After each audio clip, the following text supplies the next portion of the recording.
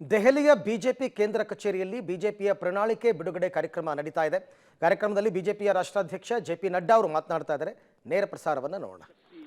वंदन विधेयक को पारित करके और अगली बार लोकसभा में 2029 में हम 33% सांसद हमारी महिलाएं बहनें होंगी, यह भी हम देखने वाले हैं. इस तरीके से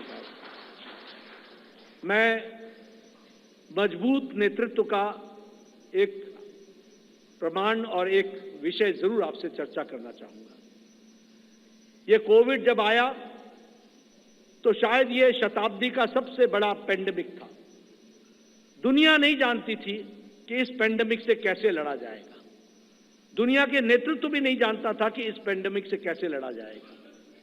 आपको पता है, बड़े बड़े विकसित देश अपने निर्णय प्रक्रिया में वह भी डमाडोल हो गए, वह भी लड़खड़ा गए, वह भी नहीं तय कर पाए कि मानवता जरूरी है या अर्थशास्त्र जरूरी है, आर्थिक विषय जरूरी है या मानवता जरूरी है, ह्यूमैनिटी जरूरी है या इकोनॉमी जरूरी है.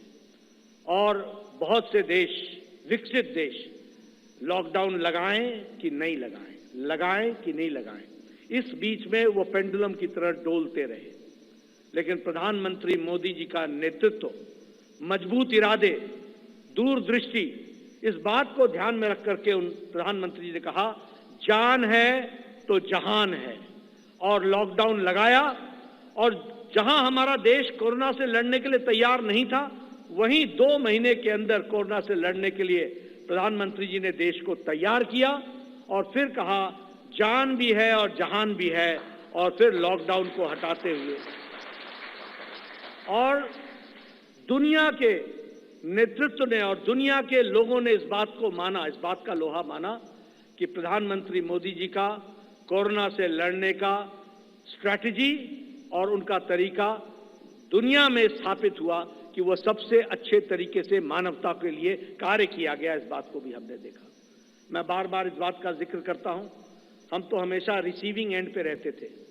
इस देश में ट्यूबरक्लोसिस की दवा 25 साल बाद आई, कोई दवा 28 साल बाद आई, टेटनस की दवा 30 साल बाद आई, जापानीज इंसेफ्लाइटिस की दवा यहां 100 साल बाद आई. लेकिन कोरोना, प्रधानमंत्री जी ने 20 अप्रैल 2020 को टास्क फोर्स बैठाया और 9 महीने के अंदर 2 वैक्सीन दी और 220 करोड़ डोज दे करके देश के लोगों को बचाने का भी काम किया. और देश के साथ साथ दुनिया को भी वैक्सीन मैत्री में 100 देशों को भी हमने वैक्सीन पहुंचाई, यह भी हम लोगों ने देखा. और डबल डोज के बाद बूस्टर भी लगा, यह भी हमने देखा. मैं यहां यह भी बता देना चाहता हूं कि यह सबसे तीव्र गति से चलने वाला वैक्सीनेशन प्रोग्राम था. 220 करोड़ की जनता को डबल डोज लगाना, यह सबसे तीव्र गति और डिजिटली इसको सपोर्टेड प्रोग्राम रहा, यह भी हमने देखा. मित्रों, हमारे अभी आदरणीय राजनाथ जी मैनिफेस्टो और संकल्प पत्र के बारे में आपके सामने सारी बातें रखेंगे, लेकिन मैं इतना जरूर कहना चाहता हूं कि 10 साल इस बात का प्रमाण है कि देश ने इस बात को माना है कि मोदी की गारंटी पूरी होने की गारंटी है. इस बात की गारंटी.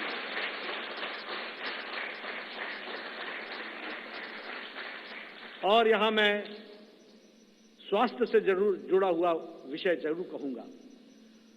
मैं जब स्वास्थ्य मंत्री प्रधानमंत्री मोदी जी ने बनाया 2014 में, और जब मैं वर्ल्ड हेल्थ असेंबली में गया तो वहां हमारे बारे में ऐसा सोचा जाता था कि ये one of the following countries हैं, ये फॉलो करने वाले देश हैं. और उस समय बात चल रही थी यूनिवर्सल हेल्थ कवरेज की, यूएचसी की बातचीत चल रही थी. हमने भी नहीं सोचा था कि हम यूएचसी में कभी कुछ कर सकेंगे. लेकिन मोदी जी ने आयुष्मान भारत, ये सबसे बड़ा हेल्थ कवरेज प्रोग्राम, 50 से 55 करोड़ लोगों को 5 लाख रुपए का हेल्थ कवर गंभीर बीमारियों से लड़ने का, और आज वो सबसे बड़ा हेल्थ कवर प्रोग्राम बन गया दुनिया का, वह भी हमने देखा.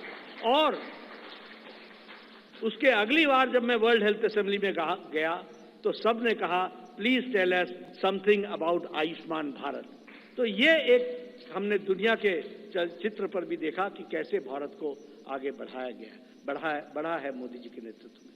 इसलिए मैं एक बात फिर कहूंगा कि आज जो संकल्प पत्र आदरणीय प्रधानमंत्री मोदी जी जिसके बारे में जिनका हमें संबोधन मिलेगा, वह एक लंबी छलांग भारत को, विकसित भारत को पूरा करने में अपना पूरा योगदान करेगा, यही मुझे पूरा विश्वास है। इन्हीं शब्दों के साथ मैं पुनः प्रधानमंत्री जी का और आप सबका धन्यवाद करता हूं कि आप सब लोग इस कार्यक्रम में शामिल हुए। धन्यवाद।